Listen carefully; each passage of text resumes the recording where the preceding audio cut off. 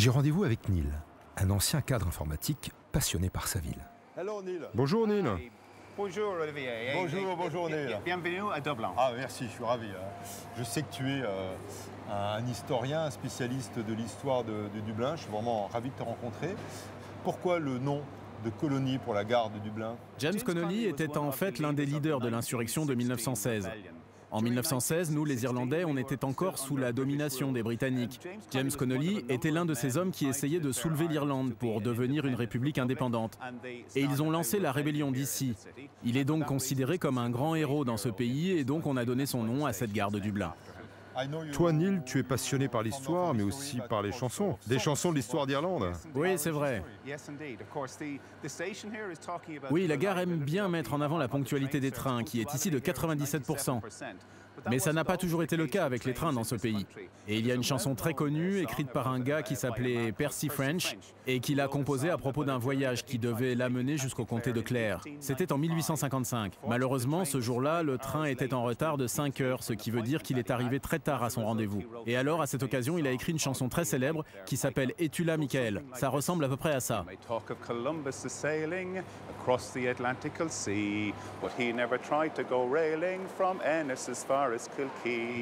You run for the train in the morning, the excursion train it leaves at 8.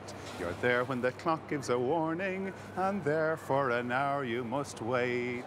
Voilà, c'est la chanson Es-tu là, Michael?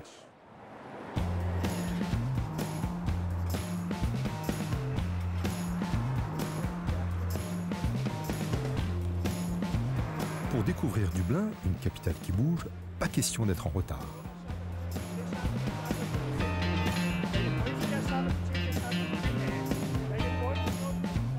Patrie de James Joyce et de ses Dubliners, célébrée chaque année, la ville attire des jeunes du monde entier, jusqu'à Trinity College, la vieille université fondée en 1592.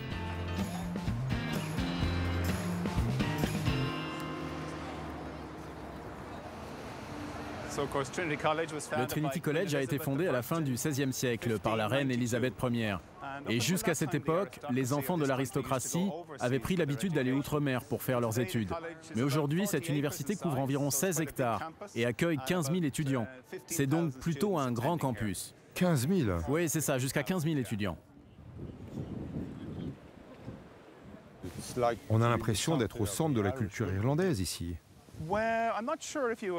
En fait, ce n'est pas tout à fait le centre de la culture, mais le collège a sûrement joué un grand rôle, parce que parmi les diplômés, beaucoup sont devenus célèbres.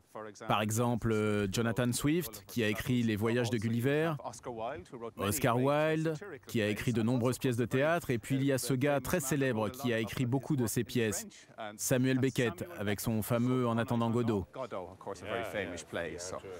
Ici, c'est un lieu qui inspire beaucoup les auteurs irlandais. Oui, tu sais, on a eu 4 écrivains en langue anglaise qui ont remporté le prix Nobel de littérature. Donc ça fait quand même pas mal de prix Nobel pour un si petit pays.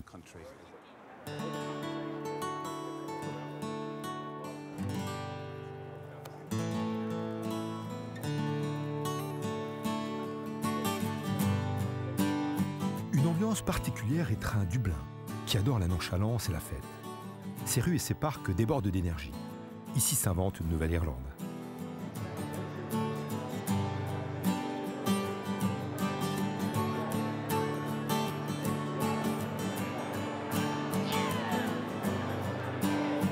Dublin aime la bonne fortune et a le goût du pari.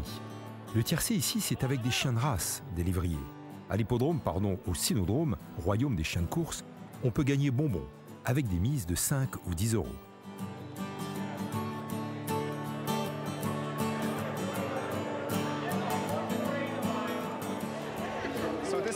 Voilà, ici c'est Sheldon Park, l'un des 2 grands stades pour la course des lévriers à Dublin.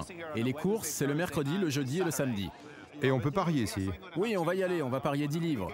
C'est compliqué, non? En fait, c'est très simple. Les gens ici expliquent comment faire, quelles sont les cotes, et après tu peux décider sur quel chien tu veux parier. Donc lequel alors? Eh bien, pour le chien qui a le plus de chances de gagner, on a la cote la moins élevée. Et cela veut dire moins de gains. Donc on va payer 10 livres sur Fort Ashmore et 10 livres sur Tango Bryan. Ok, donc 3 contre 1 et 3 contre 1 aussi. Pour le numéro 4, n'est-ce pas? Voilà, le 3, le 1 et le 4. Tenez vos tickets. Lovely. Merci beaucoup. Okay, thank you very much. Bonne chance. Okay, thank you. Donne-moi-en un, hein, Your trap number si jamais je gagne. Voilà, il est là. On a parié avec Neil sur 2 chiens, donc le Tango Brian, le numéro 1, et pour moi c'est le numéro 4, Forashmore, qui doit être un nom gaélique.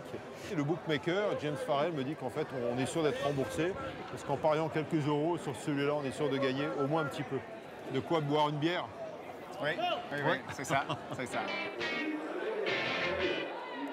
Voilà. On sera peut-être riches tous les deux avec Neil dans 5 minutes exactement. 5, 4, 3. Et c'est parti. Voilà, il est là. Vas-y, regarde, il est devant. Bien placé le gars. Oh non, je suis le dernier. Et le tien, il est tout devant. Bravo, tu as gagné. Congratulations, you won. Merci. Et toi alors? Ah, je suis le dernier. Ah, le dernier. La passion du jeu et surtout la joie lorsque l'on gagne. Grâce aux bons conseils de Neil, j'empoche de quoi passer une bonne soirée au pub, surtout au fameux Donnows, l'un des plus célèbres de la ville. Ambiance garantie pour cette soirée typique et bien arrosée, que l'on appelle Sheshun en gaélique irlandais. Les comptoirs d'Irlande valent ceux des Indes, une mousson de tradition sous la caste des musiciens.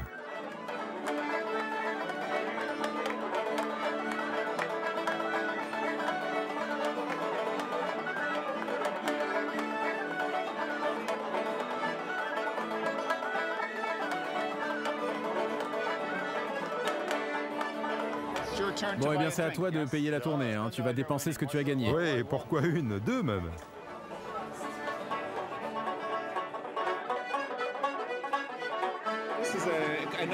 Ici, c'est un vieux pub traditionnel, très populaire pour la musique. Tu vois, il y a un groupe qui joue là au fond.